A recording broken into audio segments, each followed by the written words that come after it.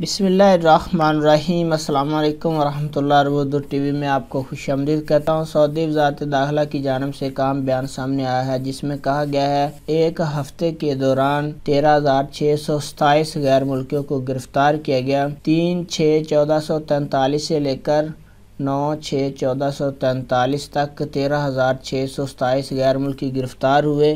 اقامہ کی خلاف ورزی کرتے ہوئے 6,774 غیر ملکیوں کو گرفتار ہوئے۔ سعودی عربیہ کی سرحدوں کی خلاف ورزی کرتے ہوئے غیر ملکی 5,295 گرفتار ہوئے، جبکہ مکتب عمل کی خلاف ورزی کرتے ہوئے 1,558 غیر ملکیوں کو گرفتار کیا گیا۔